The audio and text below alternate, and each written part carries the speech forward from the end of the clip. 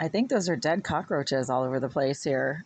I can't see very well, but it appears that there are definitely some significant numbers of dead cockroaches on the stove. I just wiped it down and I realized, no, there's still dead bugs. Okay, there they are. So it's right around 11 a.m. now on Wednesday. Today is September 25th. I am waiting for an inspector to come and do a re-inspection of this unit at my request. This is me filing a complaint against the landlord for bad conditions, including a rodent infestation, a cockroach infestation, a leak under the sink that wasn't fixed until a few days ago, and there's still dampness under there, a leaking faucet so that the water goes all over the place. I have to keep sponges on either side of this area right here because the water just literally goes all over the place and it is damaging the floor. The tiles are cracked. The Greenville group was supposed to fix that and they didn't. That's on them. And that's due to moisture damage from the leak that's been going on under the sink for 3 years now. They actually had to replace the tiles a year ago. And the damage continues because this is moisture. This is moisture that is seeping from the leak underneath the sink into the floorboards, and it's damaging the floorboards. I sweep the floor. This right here is glue that comes up from underneath the tiles and then coats the top of the tiles with glue when there's all kinds of water and moisture seeping all over the place here. You don't see this glue on top of the tiles, over here because there's no moisture damage to the tiles over here, right? And because there was a pest control visit a few days ago, I had to pull everything away from the walls. And there continues to be evidence of pests. So we're not out of the woods in terms of this cockroach infestation and rodents as well. There's also a broken faucet in this bathroom, as I've reported in writing to the Greenville group several days ago, and the faucet won't shut off. Check this out. The knob came off for some reason. It's a 14-year-old faucet. And I've sent them emails, left them voicemails. That happened approximately a week ago when there was no water in this building. And I was turning the knob to try to turn on the water. The knob cracked and fell apart in my hand. That faucet has been here since I moved in 2011, which was now 13 years ago. And because it was here when I moved in, it was probably here a year before I moved in, right? That's sort of like a normal time frame. The bathroom is fine, aside from the broken faucet. Those are my ski poles in the shower. So I'm just waiting for the inspector. Yeah, so the inspector should be here any minute. In the meantime, the floor is clean. I've pulled everything away from the walls once again. The stove is cleared off so he can take a look at the dead cockroaches. The cabinets are closed. I did not clear out the cabinets, clean the countertop, move my pans over, and pretty much mostly cleared out the entire underneath of the sink so he can take a look at the fact that there's still water accumulating under there. Not sure how or from what. Again, the floorboards are cleared of stuff so he can inspect the floorboards. And this is a re-inspection that is occurring at my request, not because I'm doing anything wrong as a tenant, but because the landlord allows bad conditions to persist in this living space on a continuous basis. They failed to respond to notices of bad conditions. And right now there's a significant faucet malfunction in the bathroom that they have ignored over the last week that I've sent them several notifications about that. And they failed to fix a number of the issues that were cited as code violations to them by the city's Inspectional Services Department back in July.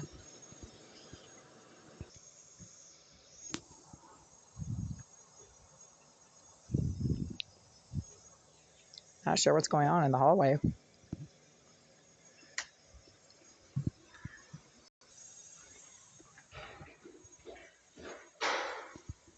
What's going on out there?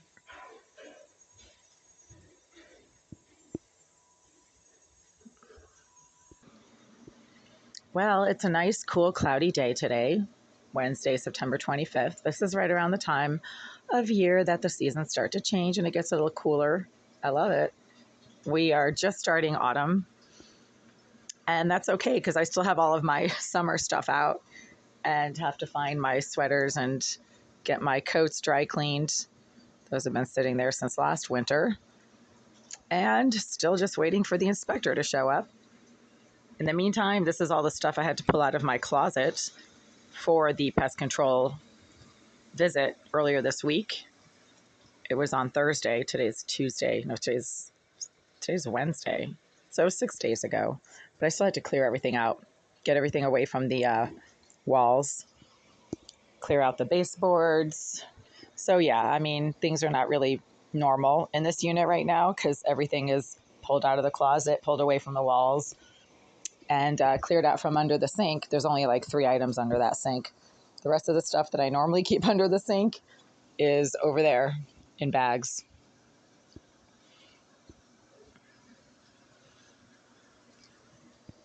These are books that I had in bins and then had to pull the bins out of the closet. So these are all my books. I have bookshelves, ironically, a beautiful set of bookshelves in storage in my storage unit that I pay too much money for each month and don't even get the furniture out and into here. Things have been kind of in a state of half moved in, half moved out since I moved in 13 years ago. That's my problem, obviously. Yeah, so I tape up my fridge now because the last couple of times I had to go downstairs to let in an inspector who was here for a visit at my request from the city of Boston, Code Enforcement Division. Somebody got into this unit and stole things out of my bag that I had left by the door, even though I locked the door, and the food in my fridge was contaminated. This happens within a few minutes of me leaving my unit, and this has been going on for years. That is Greenville's resident psychopath and surveillance expert, Irizarry the psycho scum, BLM, hate stalking, career thug, who has been getting into this unit by picking the lock since 2013 when she was moved into the unit behind this wall by Oleg Eliseyev, her best friend and sponsor or employer. And she's been contaminating the food in this fridge and stealing things out of my handbags and tote bags ever since. So I literally have to tape up everything, including my luggages, because she likes to contaminate my nice clothes. Often the clothes still have tags on them. And then I pull them out of a bin or from, the closet, and they stink like dog shit or like somebody just vomited all over them, which she probably has. One of my friends from my PhD program was a group therapy leader at the Shattuck Hospital back in 2005. And Irizarry, the psycho scum, asswipe piece of shit, was one of her patients. Irizarry was an inmate or a resident in the mental facility at the Shattuck Hospital back in 2005 when Irizarry was still a adolescent. And my friend from my PhD program said that Irizarry, the psychopath, would literally compulsively vomit on people, and that the staff had to wear protective gear around her because she would vomit on command. Like she could make herself vomit and she would vomit on people. She was at the Shattuck Hospital. Isn't that interesting? And now she lives in this building, and the Shattuck Hospital is literally a mile down the road. She didn't go far since 2005. Neither have I, but at least I was in a PhD program and completed nearly all of the requirements of that PhD program. I was never an inmate and I was never a psychiatric patient. I never even had to go see a psychologist in my entire life because I don't have any clinical grade mental health issues that prevent me from functioning like a normal human being on a daily basis. Most of the asswipes in this building can't say the same thing, and that's too bad for them. So I have to tape up my fridge because the food in that fridge, if I leave it open and just walk out the door for a few minutes, literally starts to stink. I don't know what Irizarry puts in that food, but your yogurt should never smell foul within like 1 day of you bringing it back from the store in a large multi container packet where everything else is fine. When you buy like an 8-pack of yogurts and they're all the same lot number, right? You know what a lot number is? No, retards? Go Google it, stupid people. A lot number is basically the batch number for a batch of something that was made all at the same time. So if one of the containers of a certain lot suddenly starts to stink and smell foul, but the other containers in that same lot don't, then it's been contaminated because it was all made at the same time from the same batch, right? So that's what's been happening for years. That's how you know your food is being contaminated, when one item out of the same lot suddenly develops health and safety issues that make you violently ill if you ingest it, or it smells terrible, even though all the other items in that same lot are perfectly fine. Then that one item has obviously been messed with after you brought it home. Because when I bring home these items, they're all wrapped up, right? I unwrap them, then I put them individually in my fridge.